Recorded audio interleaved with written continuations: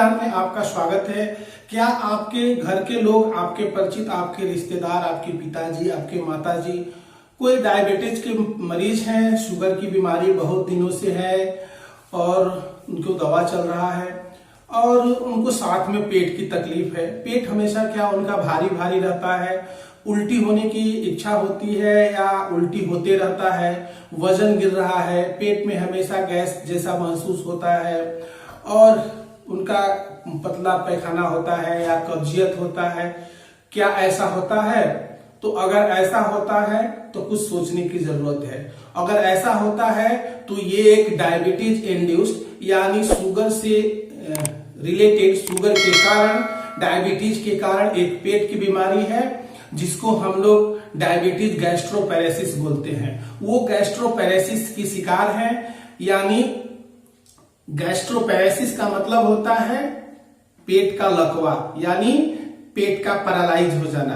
तो अगर ऐसे लक्षण हैं तो वो डायबिटीज गैस्ट्रोपैरेसिस के मरीज हैं। तो आइए जानते हैं कि डायबिटीज गैस्ट्रोपैरेसिस क्या है। डायबिटीज मतलब हो गया आपको मधुमेह, जिसको हम आम भाषा में शुगर भी बोलते हैं, और गैस्ट्रोपैरेसिस दो शब्दों से बना है, गैस्ट्रो और पैरेसिस। गैस्ट्रो और पैरेसिस, गैस्ट्रो मतलब स्टोमक और पैरेसिस मतलब होता है पैरालाइज।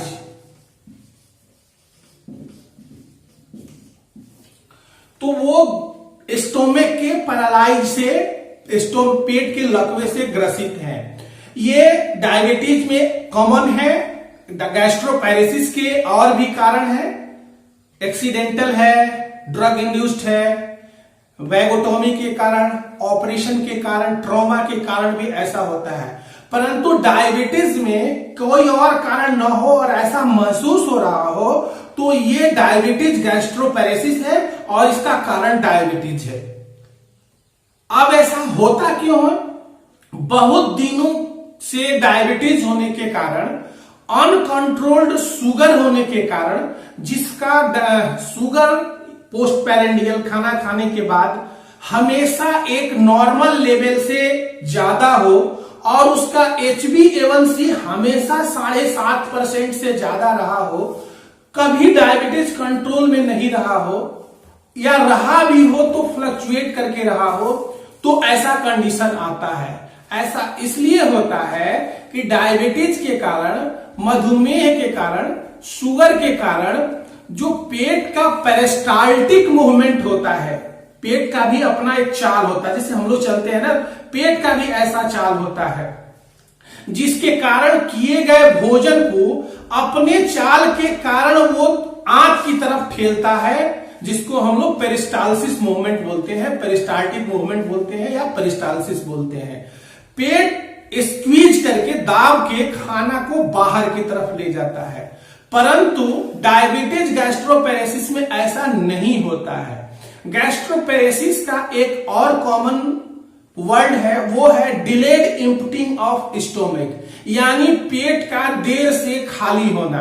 अगर आपका भोजन करने के बाद पेट अगर भारी रहता है, भोजन धीरे से नीचे उतरता है या सुबह खाए और शाम तक उल्टी हो गया, तो ये डायबिटीज है, तो ये डायबिटीज गैस्ट्रोपैरेसिस है। तो दोस्तों ये होता है आपको डायबिटीज के कारण। अब डायबिटीज के कारण इसलिए होता है कि जब डायबिटीज अनकंट्रोल होता है, जब शुगर कंट्रोल में नहीं रहता है, तो पेट के अंदर जो नर्व होता है, जिसको हम लोग वेगस नर्व बोलते हैं, सिंपैथेटिक नर्व, वो डैमेज हो जाता है। वही नर्व ब्रेन से सिग्नल लेके आता है कि आपके पेट में भोजन गया है, अब इस भोजन को आप डाइजेशन की प्रक्रिया यानी पाचन की क्रिया शुरू करिए और इसको नीचे की तरफ यानी डियोडिनम और आगे इंटेस्टाइन की तरफ भेजने का सिग्नल देता है। लेकिन डायबिटीज के कारण अगर वैगस नर्व डैमेज हो गया है तो वो सिग्नल ब्रेन की तरफ नहीं जाता है। जब ब्रेन की तरफ सिग्नल नहीं जाएगा तो हमारा ब्रेन यानी दिमाग भी सिग्नल नहीं देगा कि आप अपने भोजन को डाइजेशन की प्रक्रिया में लाइए। तो यही है डायबिटीज गैस्ट्रोपेरेसिस, यानी जब डायबिटीज के कारण हमारा वैगस नर्व डैमेज हो जाता है। वैगस नर्व की फिजियोलॉजी लंबी है, उसको यहां जानने की जरूरत नहीं है, बस इतना ही जानना है कि डायबिटीज के कारण वैगस नर्व डैमेज हो जाता है, जिसके कारण भोजन के पश्चात ब्रेन को सिग्नल नहीं मिलता और उसके बाद ब्रेन भी सिग्नल पेट को नहीं देता कि आपको अपना क्रिया शुरू करना है और भोजन को पचाना है, जिसके कारण भोजन बहुत देर तक पेट में पड़ा रहता है और धीरे धीरे धीरे धीरे खाली होता है। यही है गैस्ट्रोपेरेसिस या delayed emptying of stomach. It is gastroparesis.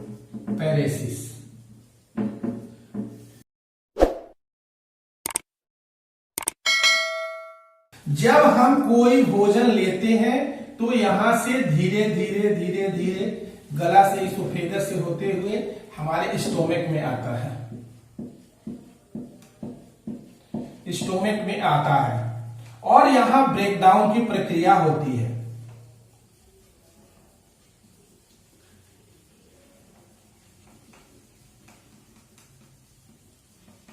ये हमारा भोजन हो गया। डायबिटीज गैस्ट्रोपेरेसिस में ये भोजन यहां से पास नहीं होता है। अब आपको एक हम डायबिटीज गैस्ट्रोपेरेसिस का, ये तो नॉर्मल हो गया, ये डायबिटीज गैस्ट्रोपेरेसिस का फिगर हम बना देते हैं साथ साइड वाइज, तब पता चलेगा। यहां से भोजन गया, ये पेट में गया,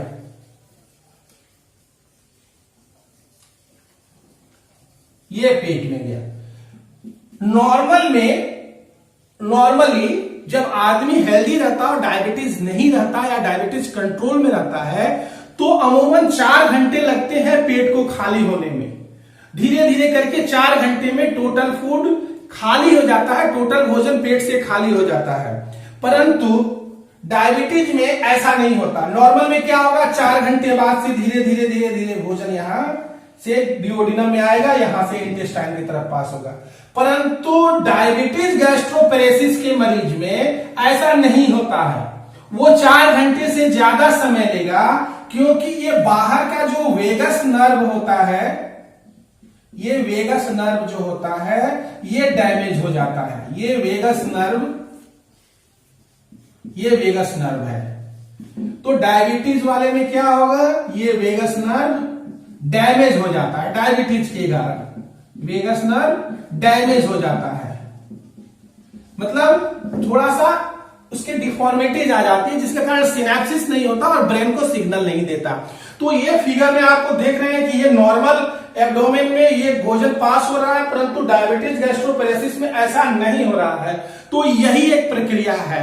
अब इसका लक्षण क्या है, लक्षण में सबसे पहला लक्षण और होता है, वो होता है वोमिटिंग होना और वोमिटिंग जैसा महसूस होना, यानी नाउजिया, वोमिटिंग, एब्डोमिनल फुलनेस, पेट में भारीपन, पेट में जलन, कॉन्स्टिपेशन कब्जियत रहना, हिचकी आना और हमेशा सुस्ती महसूस करना, भूख नहीं लगना, ये इसका मुख्य कारण है, मुख्य लक्षण है ये डायबिटीज गैस्ट्रोपेरेसिस का।